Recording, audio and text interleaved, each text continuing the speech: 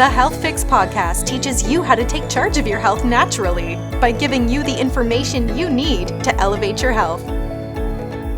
Hello there, health junkies. Welcome to another episode of The Health Fix. I'm your host, Dr. Janine Krause, and today I have Trisha Nelson on. It's going to be a perfect podcast series here because I had a 3-part series just before this one on what to do when you can't lose weight. And now we are going to be diving into the emotional eating component of weight loss. And so Trisha lost 50 pounds and has kept it off for over 30 years by identifying and just literally healing those underlying causes of her emotional eating, which is stuff we've been talking about for my last 3 podcasts. So you guys are well primed on this. So Trisha has spent over 3 decades of researching the hidden causes of the addictive personality. She's an emotional eating expert. She is an author of the #1 best-selling book, Heal Your Hunger, 7 Simple Steps to End Emotional Eating Now. She also certifies health coaches so they can get better results, referrals, and revenue by helping their clients overcome emotional eating.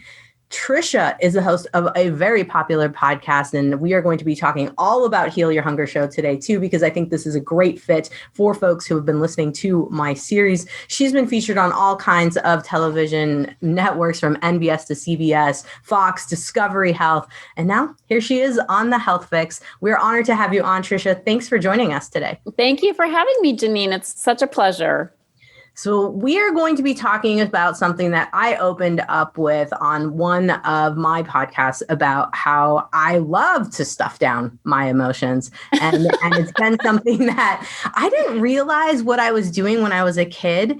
And it really started to become a problem when I noticed I was hiding my eating from people that I was dating. So I've heard you talk about the guilt and the shame and things of that nature. So I can't wait to dive into things. So of course, as I start most podcasts, I love to have people talk about what it is that brought you to working on all this. How did you first know that something was going wrong, and how old were you?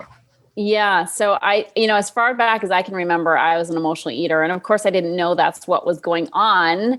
But literally, I think since like age 3 or 4, food was such a highlight for me. I just love to eat. I love to go out to dinner with my family. I love to cook food, serve it to other people, and of course, eat it. And I just thought I liked food. Like, I just thought that's the beginning and end of it. The problem for me is I gain weight very easily. So slow metabolism. And I basically, started to get chubby as a kid. And by age 20, I was 50 pounds overweight.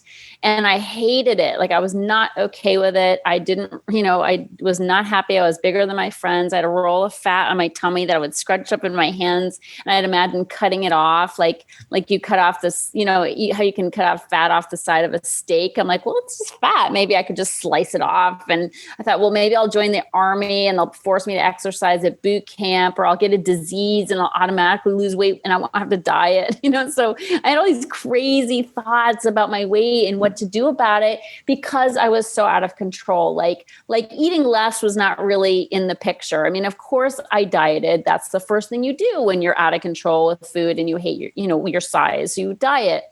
But I mean, I could lose weight for a period of time, but after like 2 weeks, I'd be crawling the walls and I'd just bust out and I'd be like fantasizing about hot fudge sundaes and brownies and like things I really wanted to eat. So I just bust out, go ahead and eat. And once I started, I was back to the races, and I had like probably 5 different sizes of pants in my closet because I never knew what size I was going to be, like, really. And I was always like hoping that I could make it down to the skinny jeans. So, and so it was just a constant struggle for me. And, I not only did diets and exercise programs, but I went deeper. I tried 12-step programs. I went to an eating disorders therapist for a year one time, twice a week. Like, I was really into it. I went to workshops and listened to courses, and I was trying to dig into this, but at the end of the day, I could only last for a period of time, and then I'd overeat, and then I was a binger. So once I kind of opened the door, I would end up binging, and I love to get like my favorite goodies and TV show and just sit there and veg out and eat. And I always ate more than I planned. And I did some pretty embarrassing things. Like when I would binge, I never could vomit. Like I would try, when you stuff yourself, you feel so gross, you want to vomit. And so I would try it. And by the grace of God, I was never able to do that, because I know that's a whole nother journey, bulimia. And I was not able to do that. So so I would just pack on pounds, and it was very embarrassing. But when I would binge, sometimes I'd feel so sick that I'd throw like the rest of the food out, and I'd be like, I'm never eating those cookies again. Or I'm never eating another Dorito again, and then like 3 hours later, after I had a little bit of room in my stomach after some digestion, I'd be like, oh my God, I remember those cookies. There's still some left. And I threw them out, and I'd go get them in the trash. And I just remember, Janine, thinking that I'm the worst of the worst. Like I am so like disgusted with myself that I would literally eat out of the trash. So and of course I thought I was the only one in the world who did this kind of thing. Right. So, and I, to be honest, I did I reenacted I call it my garbage eating video. I reenacted that scene in a YouTube video, and I ended up getting like 60,000 hits and, dozens of comments like, oh my God, I've done that. Or I can't believe I'm not the only one. And so we all do that. We all think we're the only one who has done these terrible debased things, with food, but it's a pretty common experience. So basically that was my experience. It was hell. And thankfully the turning point came when I got so tired of the diets. I got so tired of that yo-yo dieting, the roller coaster ride, gaining 40 pounds, losing 20, gaining 10, losing 5, gaining 30, and what happened is I met somebody who was able to really help me heal.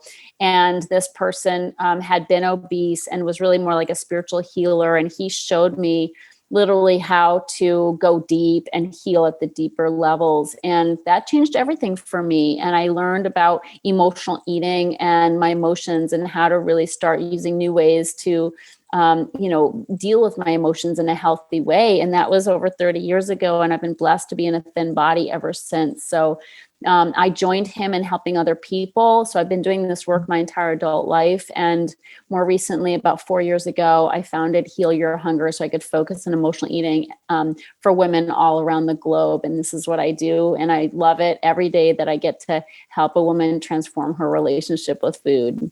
Oh, that's so awesome. That's so awesome. And yeah, sharing those things, right?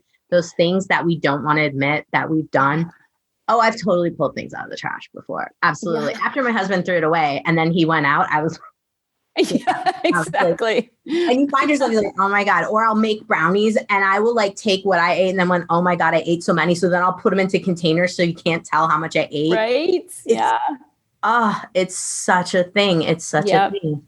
So I think a lot of people and a lot of my patients that I work with will tell me, okay, great, that's fine. How do I really heal though? Like, come on, doc, there's got to be some magical supplement, some magical protocol, things of that nature. What would you say to folks who are kind of like, yeah, right. What would be the first step to start kind of getting into that core of the emotional eating? What do we have to assess first? I have something that I like to refer to as the PEP test. And I want to start with that because it's just a way for people to understand what's going on. Because so many people are like I was, and they're like, I just like food. Like this whole emotional eating thing, I don't see it, and we don't, because it's working. Like when we eat over our emotions, we don't know what our emotions are, in which case we're like, I'm not eating over my emotions because we don't have emotions, when we're numbed out on sugar and carbs, we're not really in tune. Okay. So just to get people in tune, I want to share this PEP test. And what this is a way of understanding, we already know what food does to us because, we get fat, we, get autoimmune issues, diabetes, heart disease. I mean, or maybe it doesn't go that far, but we know, our doctor's giving us a warning. You're telling your patients, hey, you got to watch this, you got to watch that. So, I mean, we know what it does to us to a degree. Our cholesterol shoots up when we eat too much ice cream or cheese, but we don't really think about what it does for us. And so this is really a little pivot I want people to start to make, is like, what's this food doing for me? And so P in the PEP test, PEP is an acronym. The P stands for painkiller. So food is a painkiller. Like, we use it to numb our pain. And people may be like, I'm not in pain, but what about, a job that's like, we shouldn't be there anymore and we know it, but we're afraid to leave? What about a relationship that's kind of outworn its welcome? What about, taking care of sick parents or kids, who are dysregulated? I mean, there's so many situations in life that are painful. They're just, life is not easy. And so we turn to food to numb that pain, to anesthetize uncomfortable feelings. Mm-hmm. So that's the first way that food serves us. The second way is E stands for escape. So the second way is we use it as a form of escape. When we're overwhelmed from being mommies, from being good workers or good doctors, I mean, we're sitting there putting our all into life, and sometimes feeling very unrewarded by that. And so we're just feeling exhausted. And we also, at my experiences, people overeat, tend to overthink, and we have fear. So our heads kind of awfulize and start thinking about the worst case scenario, and life seems hard sometimes. So we just want to escape. We want to escape our worries and our troubles. And food is a great way to do that. I used to get my goodies, I'd be so excited to watch TV with my favorite, brownies and ice cream, and you gotta have some like chips with that because salty goes with sweet. And, and so I sit in front of the TV, but then, before I know it, I've pegged out and I'm feeling so gross. So, it's like, why would I do such a thing? Well, my experience is the last P in PEP stands for punishment. And we actually use food as a form of punishment, even though we're not conscious. We're thinking we're treating ourselves. But when we go overboard and we stuff ourselves and we feel sick, and then the next day we cancel our plans with our girlfriends because we're embarrassed, or we turn our video off on Zoom, because we don't want people to see our puffy face, like, why would I do that to myself? Why would I get zits on my face? I know these foods aren't good for me. And it's really because of deep lying guilt. Overeaters are overfeelers, and we tend to feel guilt very easily. And so for that reason, this is a big driver of our overeating. Or, when we feel crappy about ourselves because we overeat, we can be really snippy and bitchy, and that feels bad because we're good people, and so we end up beating ourselves up subconsciously with these food binges. So back to the PEP, the P stands for painkiller, the E stands for escape, and the other P stands for punishment. So I just ask people to start kind of thinking, when you're like unconsciously just going to the refrigerator, opening it up, looking for something, stop and ask yourself, like, am I really hungry, or what's really going on?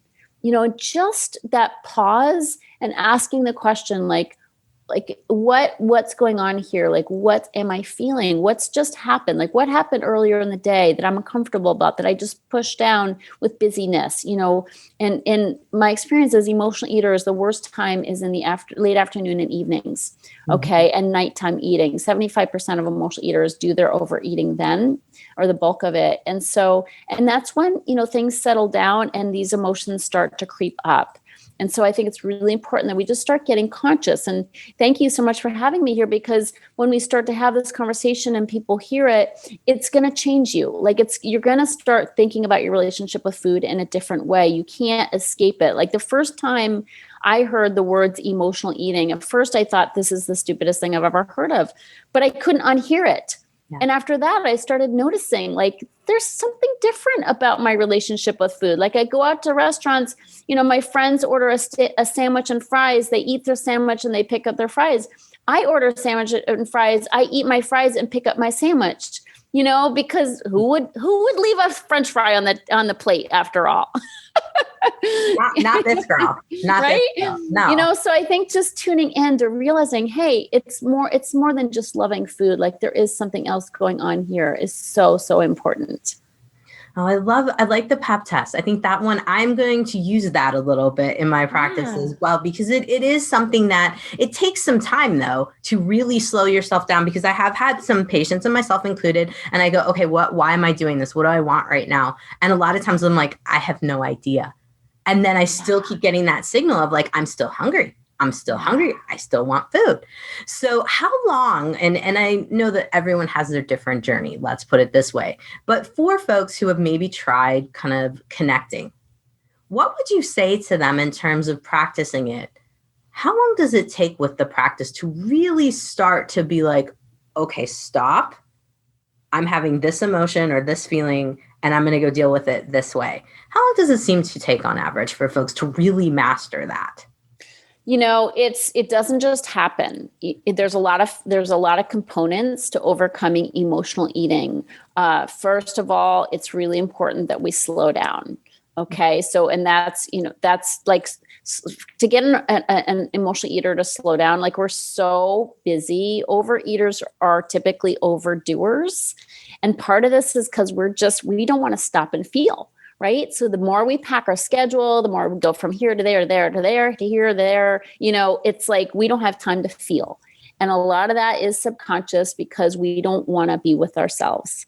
Okay. That's why meditation is such a foreign idea for overeaters. We're like, what? Sit down and shut up? Never, And so it's really important that we start to slow down. But because that is kind of a daunting idea, and because meditation is so powerful for emotional eaters, we're not going to do that on our own. So it's really important that we have community with other people who are starting to slow down, starting to like put in some self-care practices into their lives. It doesn't just happen. So community is a big component over overcoming emotional eating, slowing down, having self-care practices that get us settled and still and quiet is vital. I have something called the 6 self-care success secrets that my clients use as a way to start having a morning routine where they can get still and quiet and start putting money in their spiritual bank account. Because later in the day, when we are so busy, when we have had a lot of stress, the first thing we're going to reach for are chips and nuts and candies, and they're always available. There's no shortage of snacky foods around in our world. And so if we haven't built an internal, foundation or an internal resource to draw on, we're just going to reach for snacky foods or pot or wine or whatever to get us through. And all these things, they certainly don't contribute to our health. And so the better thing to do is to have these self-care practices that we can draw on, this reservoir of resources that we can draw on within ourselves. So there's a lot of different components that go into this. So it does take time. I have a program that's 90 days, which is a short period of time, but in 90 days, it's amazing what we can cover with people and how much people can transform, because I've given people a very specific step-by-step system to follow.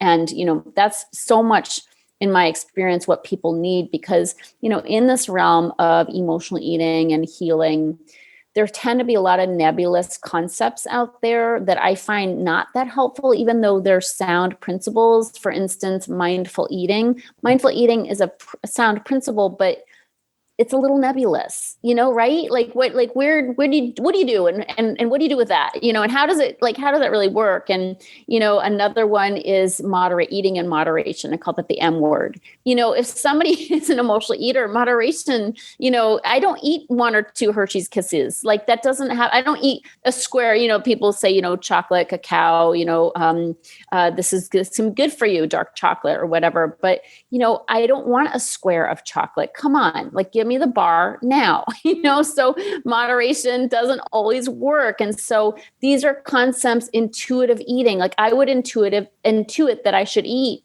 all the time, because I've kind of I've busted through that barrier. I'm just somebody who goes overboard. If I start overeating, I go too far. I don't have that moderation switch.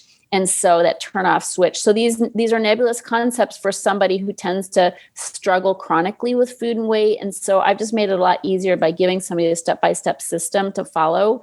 And if you don't follow it, you're going to end up in trouble. And if you're in trouble, you can backtrack and say, what did I stop doing? Like, what did I stop doing? Reverse engineer. Okay, I'm going to get back on that horse, and then you get results again. So it just takes a lot of the guesswork out of it.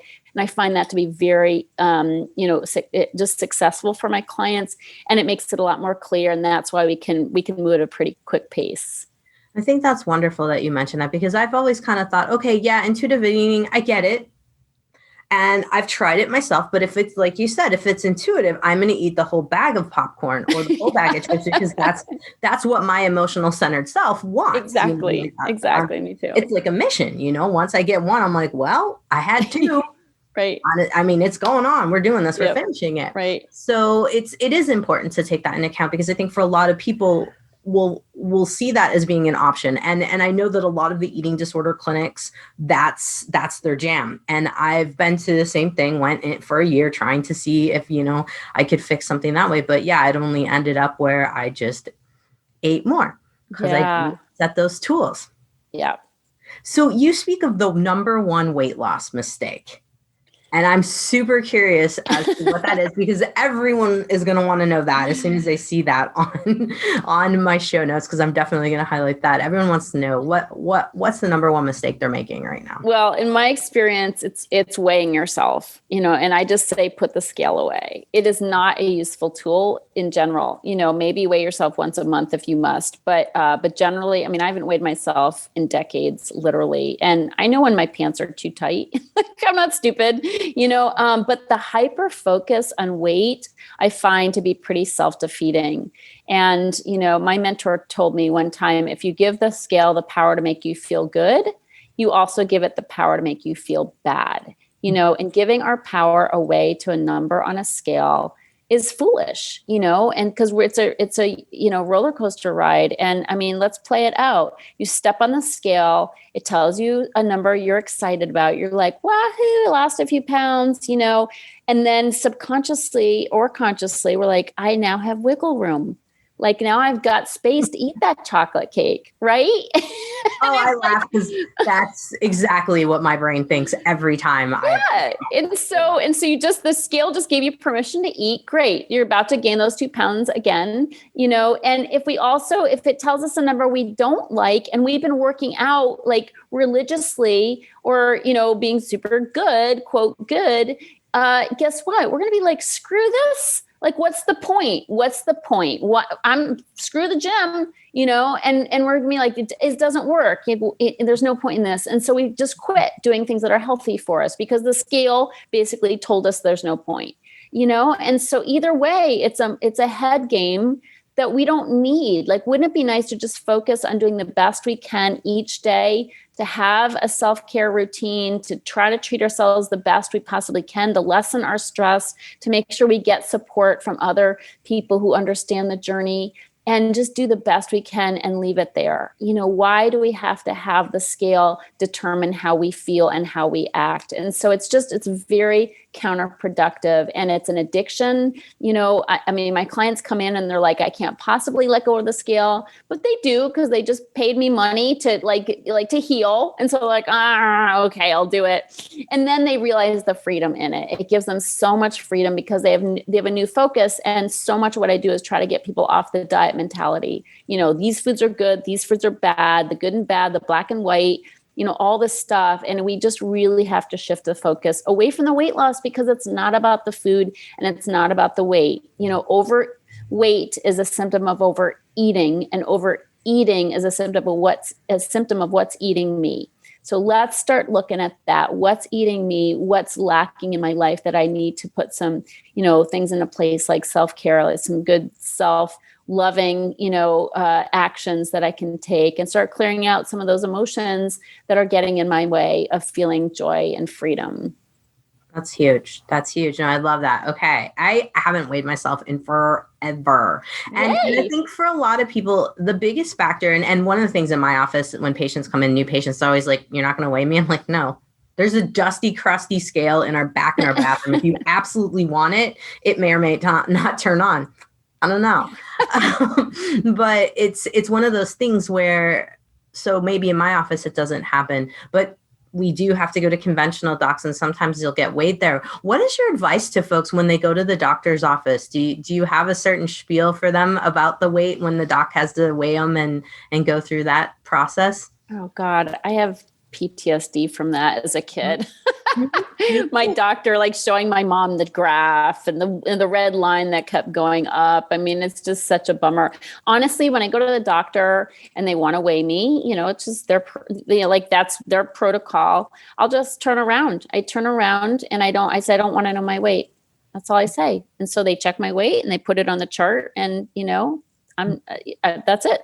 And they're fine. They get what they need and I get what I need. I don't get involved in my weight, and so it's just easier. That's what I've been doing for a long time. Again, I know when my pants are tight and, perhaps I've been, eating some things that are probably not necessary, a little extra something here or there. So it's just more organic, and it's all about how I feel. I want to feel good. And I don't want to medicate my feelings with food. And so that's really where I put the focus. Good to hear. Yeah. I think for a lot of people, they don't know that they have the power to say that they don't have to hear it.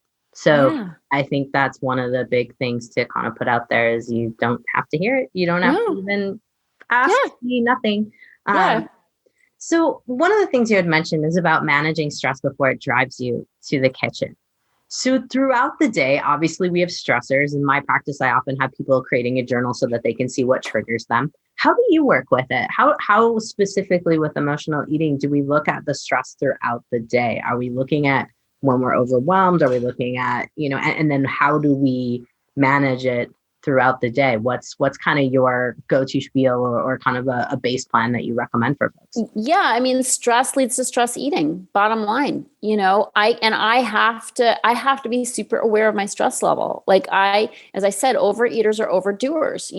We like to be super busy so we don't have to be with ourselves. And, we also like to be super women so that we, get kudos, we get recognition, which we like to have lots of validation. I can talk about where that comes from, and so the bottom line is I have to be aware of my stress, and I will, say yes or no to requests of my time and energy based on kind of measuring out what my stress level is. And I don't put too much on my plate, so to speak, pardon the pun, anymore, because I know that if I max out my stress, I'll be in trouble. And not only not that it'll necessarily make me eat, but it puts me in a more vulnerable position. And it's not okay for me. I don't want to overeat. It feels bad. I like, how I feel on a daily basis. I don't want to be numb. I want to be as clear as possible. And so, but it doesn't just happen. Good health doesn't just happen. We have to make discerning, decisions. And so that's what I do. And if somebody asked me to do something, I mean, literally somebody asked me recently to be on a sales team for their big event, because I have sales skills. Would you come do this? And as a favor, and I was doing my own event, I do a quit sugar challenge every quarter, and I was about to do a quit sugar challenge. And I said, no, I can't do it.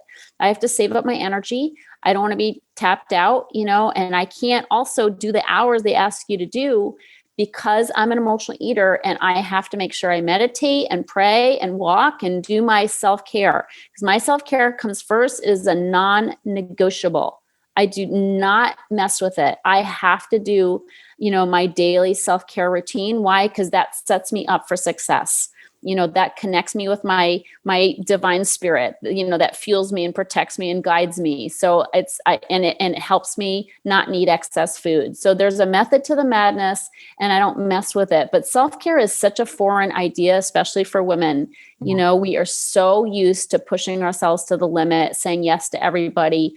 And that has to change. And the reason why 98% of all diets fail is because we want to, lose weight. So we stop eating the crappy foods, which were our mainstay. That was our, that's how we got by.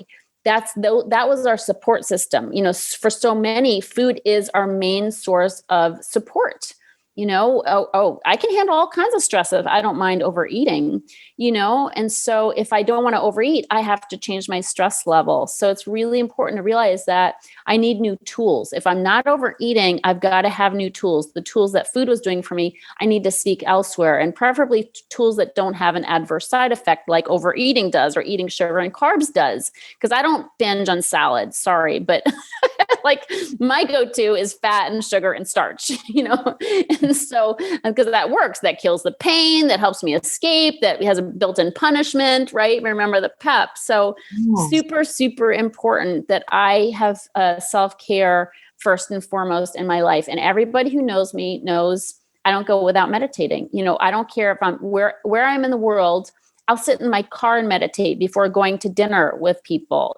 I will always make sure I get it in. I meditate twice a day for 20 minutes.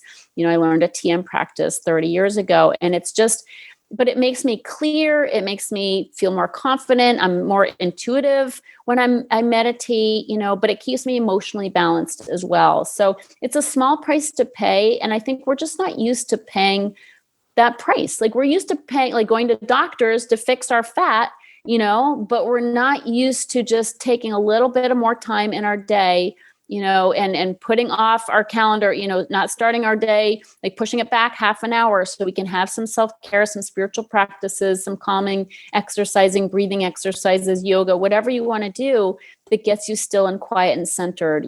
That's a small price to pay for emotional balance and freedom from overeating and food addiction. No, it truly is. And I think one of the things, and as you were talking, I was thinking about some of the objections that I hear from ladies. Well, I don't have time. I bet you hear a lot. Yeah. I don't have time to do a morning routine. I don't have time to meditate. I can't meditate. I'm too busy. And so, it really does come down to, are you too busy for your health? Are you too busy to get the weight off? It's what's your priority here, and where are you going to go in that? Yeah. I tell people you can't afford not to. Or I'll ask them, can you afford to not do these things? Emmett Fox is a kind of spiritual teacher that I have a book of his I read. And he says, if you don't find time to be healthy, you'll be forced to find time to be sick. Mm-hmm.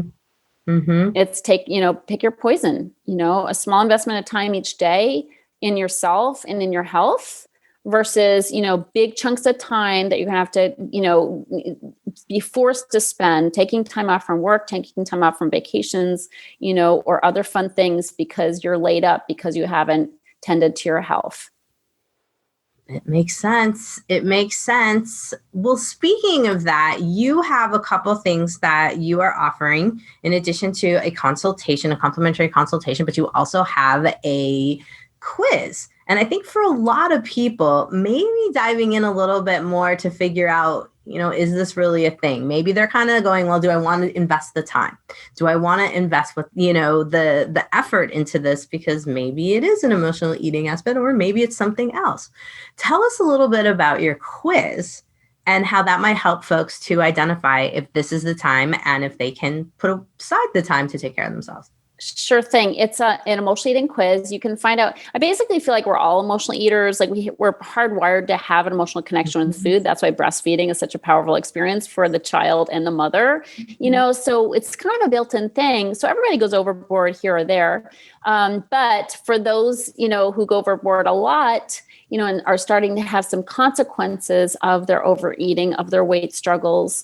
If it's starting to be chronic, you really have to find out where you are on the spectrum of emotional eating, because there's different things you can do based on where you are on the spectrum. So if you take this quiz, it's called the emotional eating quiz, and you find out if you're an emotional eater, on the low end, or a food addict on the high end, which I was, total food addict, because I had a lot of consequences and very little control. Then I know how to treat it. So if you take this quiz, it takes like 2 minutes to take. It's free. It's on my website, healyourhunger.com.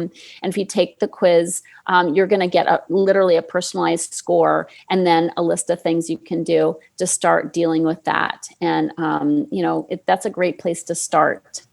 I love it. Yeah. Cause I think a lot of people are like, am I though? Am I not? Is it a deal? Is it not a deal? There's a lot of myths around it. People think they have to be overweight in order to be an emotional eater, which is not true. People have to think they have to be a binger to be an emotional eater, which is not true. I mean, if you're just somebody who prefers potatoes over broccoli or bananas over apples, those are emotional choices. Or if you even undereat, that's an emotional decision as well. So there's a lot of emotional eating that's happening that doesn't necessarily fit the bill of, somebody's obese and somebody who's out of control.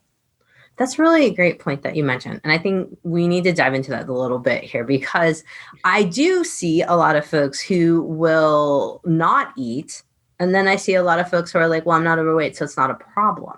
Right. And I'm like, oh. And that's too bad, because they could be wrecking their health. I mean, honestly, in some ways, I'm glad I was blessed with, a fat ass, basically. Yeah. So pardon me, I know it sounds terrible, but I couldn't hide it. I couldn't hide it. I hated it. And my tummy that would, give me muffin top.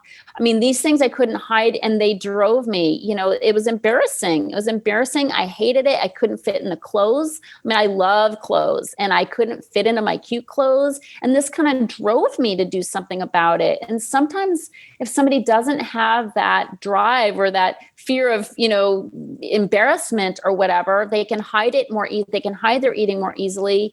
Sometimes it's harder for them because they don't have that as an impetus for change, in which case they have to depend on just wanting to treat themselves better. And as overeaters or undereaters or just emotional eaters, we don't feel like doing good things for ourselves. Like, part of this comes from a deep sense of like a lack of worth. I mean, really, that's what's driving this thing. And so if we don't have we have a lack of worth, we don't feel worthy of treating our bodies better. Sometimes those outward stimuli is helpful. So it's just, but really important to know that we can wreck our health even if we don't gain weight. We can wreck our nervous system. We can wreck our immunity. We can create autoimmunity and prediabetes and all kinds of things, even as somebody in a thin body. So, but it's not even that. Like, there's so many physical problems, but just living in shame, living in embarrassment, living in secrecy about our food habits, it separates us from other people. It makes us feel even more unworthy, and then we don't have the energy we should have. We don't have the clarity of mind we should have. And we're more prone to depression, more prone to anxiety. Foods that we eat affect these things. I mean, of course, that more than anybody. So there are so many reasons why it pays off to start addressing, this emotional dependence we have on excess food or foods that are unhealthy. I couldn't have said it better. You just don't have the time to do it. I mean, your health is more important. You are important. And I think this is a great way to kind of segue into how folks can connect with you. Of course, your website, healyourhunger.com.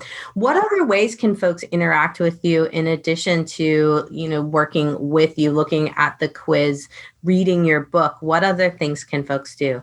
Sure. I do have a podcast called The Heal Your Hunger Show. So definitely subscribe to that. And I get real personal on my show. So, and it's not about food. I'm talking about the emotions. I'm talking about life stuff, because it's really, at the end of the day, it's a living problem, not an eating problem. So I talk all about the living problem, starting with myself as the guinea pig, so I'm talking about that stuff on my show, The Heal Your Hunger Show. I also am on Instagram at Trisha Nelson _. So underscore is right at the end of the N in Nelson.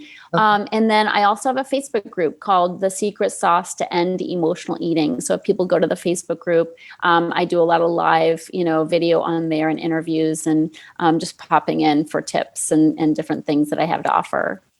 Oh, I love it. I love it. I love when there's definitely a Facebook group, because I think a lot of folks at this point need some support, need someone that they can kind of get some good help with, but also a community around it. And that's what we strive to do here with the Health Fix, is just get a community talking around the issues that are important. So that is awesome.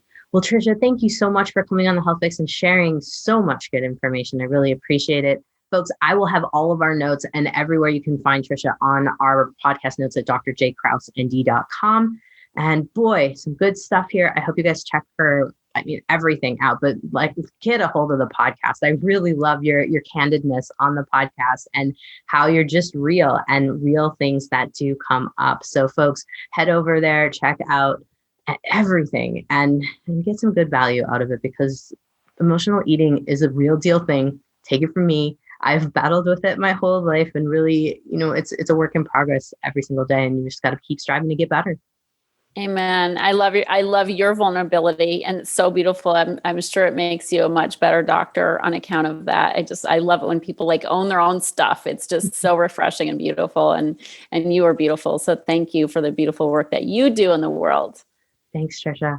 Well, let's sign off for today. You guys have survived another episode of The Health Fix. I'm your host, Dr. Janine Krause, with Trisha Nelson. You guys have a great day. Hey, health junkies, I hope you enjoyed my podcast. If you want to continue the conversation based on what topic I'm talking about at any given time on the Health Fix podcast, head over to my Facebook group, Find Your Health Fix. It's where we are talking about what's going on in health, what I'm talking about in the podcast, and I love to answer questions there. So come hang out and join the conversation.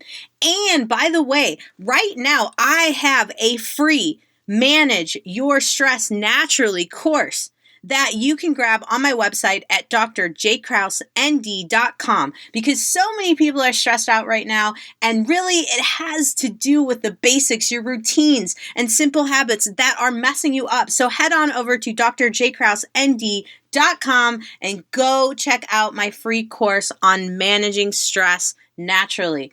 All right, folks, have a great day, whatever you're doing. Subscribe, rate, and share info.